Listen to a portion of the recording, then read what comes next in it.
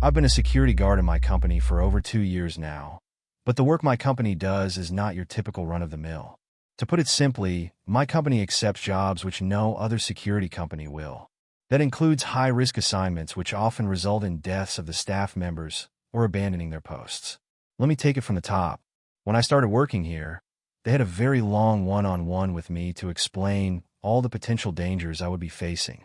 They also made me sign an NDA and a bunch of other papers which stated that if something were to happen to me, the company would not be held responsible. They explained that the job is risky, but also paid well. I had been jobless for a while and jumped at the opportunity regardless of the risks. Unlike most other companies, though, they made me read through the entire NDA aloud and made sure I was aware of all the rules. Some of the things I read there made me think initially that this was all a joke. But then I saw that my superior was dead serious. My job would basically be to provide support to the guards at other posts via comms and patrol the perimeter I was stationed at. Now our HQ was located in an office building compound which had multiple companies renting the adjacent buildings. I would mostly work nights with the occasional mornings. The rules were as follows. I was to do a full sweep of the compound and all offices, save for Building 4, the call center office. I was not to approach Building 4 under any circumstances, no matter what I heard from the outside. Even if I saw someone inside from the windows, I was not to engage. When I asked for more details, they refused to answer me, stating that I should simply obey their orders if I value my life. Now, people have a normal 9-to-5 job in that building, and nothing seems to be wrong during the day. When I do ask the employees about it during my morning shifts, though, they all seem to either not know anything or abruptly find an excuse to end the conversation. For Building 6, the designer company, the rules were even stranger. Here's what the chief told me. In Building 6, you may sometimes run into someone. A woman, to be precise. She's going to try to start a conversation with you. It is imperative that you ignore her presence at all costs. She will try to talk to you, taunt you, but she will never get in your way. An extremely important rule to remember, and I cannot stress this enough, is that if you see her in the building, don't run or exit the building before finishing your sweep. Trust me, she'll know. Do the sweep as you normally would. Check every room and then quietly exit, ignoring her all the way. She will become increasingly agitated and violent, might even try to startle you, tell you there's something behind you in a very convincing manner. Just ignore her. If you don't, well, you don't want to know what happened to the last guard. I've since encountered the woman once, and it was a grueling and agonizing experience I would rather not talk about. Another rule I had to remember was not opening the gate between the hours of 22-07. The chief said that under no circumstances am I to open the gate. Even if the next guard comes 5 minutes earlier to relieve me of duty, the gate was to remain closed. That brings me to the experience I had once. It was about 6 months after I started working, and the sun was almost already up. I heard knocking on the gate, and when I went out, I saw through the gate the silhouette of my coworker. "Hey, mind opening the gate?" he asked. As I approached and put my keys into the keyhole, my phone started ringing. I answered it without even looking at the caller, but when I heard the voice, my blood froze. It was my coworker. "Hey, I'm going to be late 30 minutes today, sorry man." I hung up and just then realized it was 6:50 a.m. I stared at the silhouette on the other side of the gate, who suddenly started banging on the door, demanding to be let in, stating he had lost his cell phone and he was the real coworker. I retreated to the guardhouse and waited for what seemed like forever until the banging stopped. In reality, it only lasted until 7 a.m. Those were all the rules I had to follow on my own post, and most of the time it's uneventful. However, I've heard stories from other coworkers. Since I'm in contact with guards at other posts, one of them told me this story. He worked as a guard in a residential building, and one night an old man who lived there called him to come to his apartment. He didn't explain what was wrong, just told him to go there, so he did.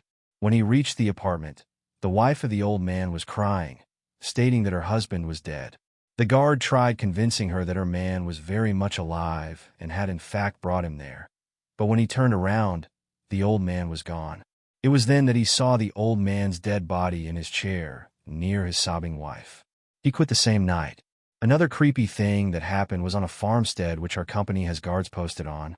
A guy by the name of Jeff who worked there told me about his own experience which made him run away from his post in the middle of the night.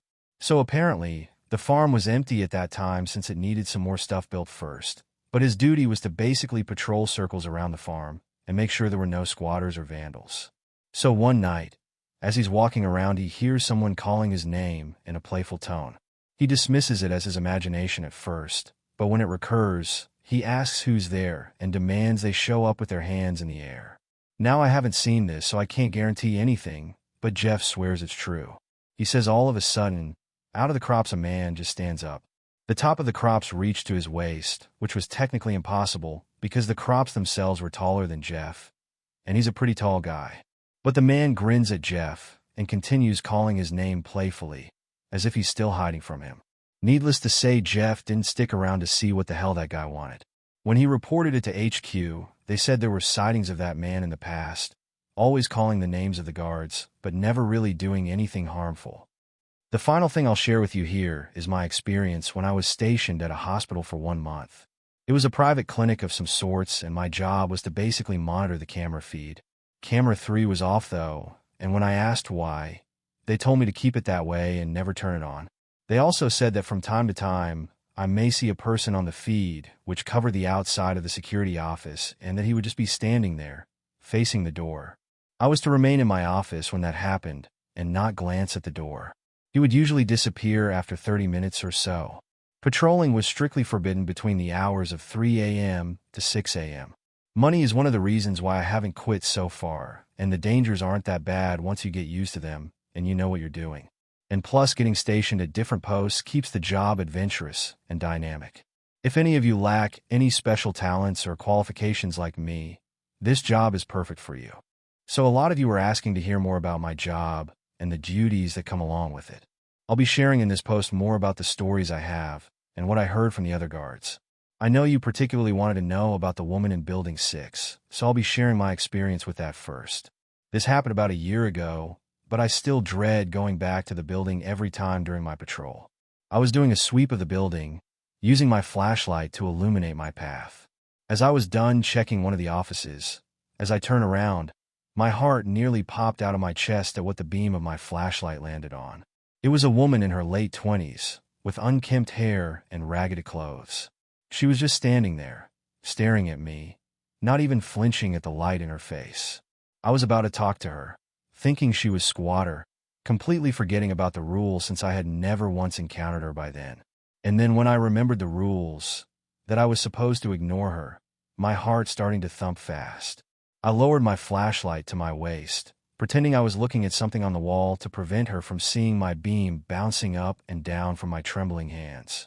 I remembered that I had to do a full sweep before leaving if she was here, and I was only done with 1 floor. So at the thought of this, I cursed in my mind. "Hey, I'm sorry, I think I fell asleep in one of the offices and stayed after closing," she said, but I ignored her. I pretended to look around some more, but knew I could only do it for so long before she got suspicious. So I decided to test my luck and just went for the door. As soon as I was inches close to her, she just stepped aside and let me move along. I strode to the next office, but heard her following me right behind. "Hey, can you please let me out? My children must be worried sick," she repeated. The next 15 minutes or so, she was breathing down my neck, constantly trying to grab my attention. As I entered one of the offices, she pointed to the corner opposite of where my beam was and said, "Hey, who's that over there?" I fought the urge to look there, knowing she was lying, but half scared that someone would just jump me right around the corner. As I progressed with my sweep, she became increasingly irritated, throwing stuff in my direction. Not at me, mind you, but trying to startle me, but throwing them in front of my face, etc. Suddenly jumping in my walking path with a loud scream before moving aside again, clasping her hands over her mouth and pointing behind me with wide eyes which screamed utter fear, even saying things like, "I know you can see me. I know you know I'm here. I can see how scared you are." I ignored all her provocations as much as I could, and by the time I was back on the first floor, more than ready to get out, she was saying things like, "Are you sure you checked all the rooms?" giggling along the way. I put the key in the keyhole, and everything went quiet. I didn't wait to see if she was gone, but instead just went out as calmly as I could and locked the door behind me. I couldn't sleep for a few weeks after that. A few months ago, I was stationed in an office building. At first it seemed like a common job, but I knew there was a catch before I even signed up. Sure enough, I was right. My partner and I were stationed on floor 43, which was undergoing renovations. Our job was to simply stand in front of a door. The door had a card reader, and we were given access, but were strictly forbidden from entering. People in hazmat suits would be coming in and out all day long from 8 a.m. to 4 p.m. We were to let them in and out as they pleased, keeping track of the number of people who came and went. Now the catch was, after 1600 hours, we were ordered not to let anyone in or out. That meant even if someone knocked on the door at 16:01, we were to ignore them entirely. There would always be at least 3 people who'd try to leave the room after 1600 hours, always asking politely, and then becoming increasingly desperate, saying they simply lost track of time, and pleading with us, saying that their family was waiting for them home. We always ignored their crying and pleading, no matter how desperate it was, until it turned into whimpers, and then finally stopped. Now I've only seen the room from the door, and from what I could see, it was just a normal room undergoing renovation like the rest of the floor, so whatever was in there must have been deeper inside or hidden in plain sight. As for the numbers we tracked, the number of people who got out by the end of the day was always lower than the number of people who went in. One story a guard named Chris told me was about his time in an old mansion guarding a big mirror. He and his coworker were in the security room, patrolling every hour, especially making sure that the mirror was covered with the sheet. They were to under no circumstances look at the mirror. They had a camera feed of the mirror which was on the bottom floor under the stairs, but it was turned so that the reflective side faced away from the camera. This one night, Chris' coworker goes for a patrol, and as he enters the mirror room, suddenly the sheet just slides off. Now the guy who told me this said it was technically impossible for the sheet to just come off because it was fastened tightly, but somehow it did, and his partner just finds himself staring at the mirror. Chris locks the security room, as per the instructions from HQ, and calls the intervention team. Meanwhile, he glances back at the camera feed, only to find his coworker still staring blankly in the mirror. He thought the camera was frozen, but the timer was moving, so his partner was just very still. He tried radioing him, but there was no response. After about a minute or so, all of a sudden his partner pulls out his gun, puts it in his mouth, and blows his brains out. Chris was transferred the next day since a special team was sent to secure the mirror, and his services there were no longer needed. One position that everyone is massively trying to apply for is the surveillance office in a small town close to my own. Why they want the position is what I'll get to in a bit. So basically, the camera feed on the monitors in HQ over there cover various private households. One of the households is said to have a man in a suit show up at the doorstep from time to time. Now, usually, guards need to go out to the address and make sure everything is okay or apprehend the intruder. But for this specific individual, HQ left a very unique guide. Here are the instructions left by HQ. If the security official notices an individual in business attire on camera 12 during his shift, the steps below must be followed when confronting the individual. 1. Approach the individual and wait for him to turn around. He will continue to smile for the entirety of the conversation, but should his expression change, disengage and run to safety as quickly as possible. Be advised that while firearms are not prohibited, they are highly ineffective against the individual. Do not turn or look away from the individual once he is turned around, unless you need to evacuate. 2. The individual will, after turning around, inquire, "Lovely night, isn't it?" If the individual has not asked this question, follow the previous step and evacuate. 3. If the individual has inquired the aforementioned question, respond with, "Yes, it is." "What can I do for you?" Or, "Indeed it is." "How can I help you?" A combination of both works as well. If the individual ceases to smile during this interaction, proceed to evacuate immediately. 4. If done correctly, the individual will now ask, "Can you sing me a song?" If he says anything else, evacuate. 5. From here, you are to sing the pre-taught song to the individual, while ignoring his taunts and distractions. If so much as one word, pause, tone, or stress are missed, evacuate. If the individual stops smiling during the song, evacuate. 6. If done correctly, the individual will say, "Splendid. Thank you for the beautiful song." If he says anything aside from that, evacuate. 7. If step 6 was done correctly, close your eyes for at least 10 seconds and then open them. On the front steps where the individual stood will now be a briefcase containing a large sum of money, while the individual himself will be gone and the household safe. 8. On the way back, the security official may encounter people of various ages in dire need of help. Most common occurrences include starving women with newborn babies, lost children, an attractive young woman hitchhiking, etc. They are to be ignored and not offered assistance under any circumstances. 9. Return to post and turn off camera. 12. Note: the company does not claim the reward from the individual, therefore the security official is free to keep it. The high-risk, high-reward position makes it attractive to many people, but most of them never live to tell the tale. I was also told that the candidates go through rigorous training, focusing primarily on sprinting. The candidates also need to pass the test, which simulates the encounter with the businessman no less than 5 times with 95% or higher score. They are forced to remember the song perfectly, going through a computerized scanner, which detects any notes which were off. I don't know what the song is, but I was told it's a simple tune which sounds like something taught in preschool. Anyway, this is as far as I'll go on this post, but I have some more stories to share in my future updates. In the meantime, stay safe, and try to stay away from these kinds of things. They sound attractive due to pay or rush some people thrive on, but a tiny mistake can cost you your life. Or worse. Here are some more stories about places that I was stationed at and the ones I heard from other guards in the company. A lot of these guards are dead now, and I reckon the same could happen to me at any moment on my shift. So in case there's a lack of updates, most likely something happened to me. So one memorable experience I have had, and not in a good way, was when I was stationed at a local park with another guard. The park wasn't too big, had a playground, running track which wound in a circle around the park itself, and a tennis court. Everywhere else around were thick trees, so following the running track gave a very convincing impression of being in a forest, away from civilization. My coworker and I were to start our shift in the park at 7 p.m. and would end it at 7 a.m. There was a tiny guardhouse near the entrance which we would spend most of our shift in, and every 2 hours we would go patrolling around the park, very strictly following the running track where the path was illuminated. We were given a heavy-duty flashlight and a backup torch in case the main one runs out of power.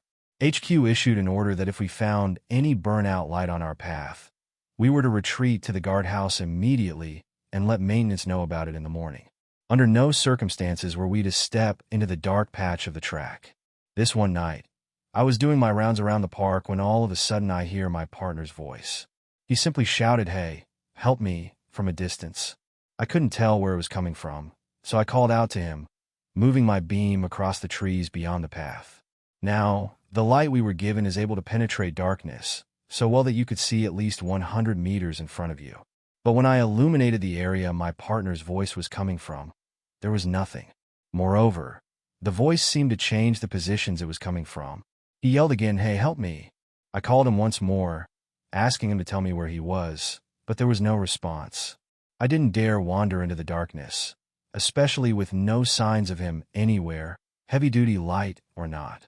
Then my partner yelled for help again, and I realized something which made the hairs at the back of my neck stand straight. His cries for help were on a loop, always saying the same thing, same intonation, same length of pauses. I even looked at my watch and sure enough, I was right.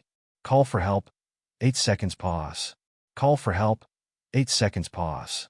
I then realized how suddenly quiet everything was. Usually the park was somewhat loud at night. Crickets, owls, etc. Now it was so silent I could hear my own heart thumping. I turned around very slowly and walked out of there, doing my best not to sprint as my partner's looping cries for help persisted almost halfway until I was back at the guardhouse. When I finally got back, my suspicion was confirmed, and my partner was there, visibly confused at what I had just told him. We called HQ to report suspicious activity, and in no less than 5 minutes a vehicle pulled up at the entrance. An intervention unit emerged, which was essentially an armored and heavily armed team sent in case of emergencies. I was questioned by the team leader for the next hour, while the others went to the scene where I had heard the voice of my coworker. My partner and I were escorted out of the place, and the following morning we were told that the park contract was voided by the company and we no longer needed to go there. I don't know anything else though, because right after that I returned to my original post back at HQ. I spoke to a former intervention unit member who had worked for the company for over 5 years. He said that some of the things he had seen was unimaginable, and he was willing to share some with me. For instance, This one time, they got a call from a residential building they were securing that there were strange noises coming from one of the rooms. The team arrived on the scene and questioned the guard who reported the incident. Apparently, his job was to make sure no one entered room 416. He explained that the room itself was unoccupied, but that noises would be heard constantly between 2 a.m. and 3 a.m. Usually those noises would include childlike giggling, loud footsteps, bouncing of something on the floor, etc. The residents learned to ignore the noises, but this one old lady, Mrs. Rogers, managed to get in, which he saw on the camera feed. Now the intervention unit was told not to go in after 20 minutes had passed, but they still had time, so they rushed to the room. The guy who was telling me this said that as they approached the room they heard voices, like a group of people trying to talk in a hushed tone. He explained that it sounded like kids in school when they're trying to whisper, but were unintentionally loud enough for others to hear. As soon as they touched the doorknob, the voices stopped in unison. Not like the conversation was over, like literally as if someone pressed a mute button in the middle of a sentence. They burst inside the empty room, which looked like no one stepped inside for years, weapons raised.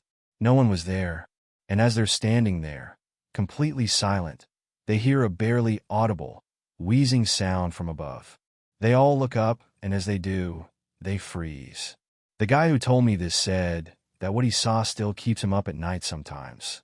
Mrs. Rogers was standing on the ceiling like a spider on all fours, craning her head, so much they thought her neck was broken, and she was looking directly at the unit upside down, wide-eyed. Spit was occasionally dropping from her mouth to the floor as she was wheezing. Her fingers had somehow mutated into long claws. Then, without any warning, Mrs. Rogers had managed to jump down on one of the team members in the blink of an eye, and gunshots ensued. He said that by the time they were done shooting, 2 more members were down, and Mrs. Rogers had hundreds of bullet holes in her body and head, and was no longer moving. He encountered similar scenarios after that, but never came so close to dying again. The building residents were evacuated from the building indefinitely the next day, and the official story given was that there was toxic fungi located within the building. The final story I'll share here is going to be the one I was told by another guard who went missing later on. He was stationed at a private school, and it had a set of very strict rules they had to follow.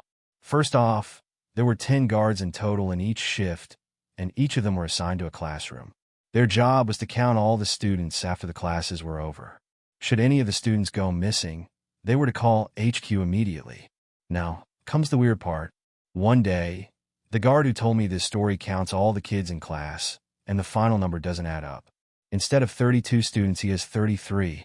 He counts a few times to make sure, and when the number is confirmed as 33, he tells the teacher to start calling on them by name and separating them from the group one by one.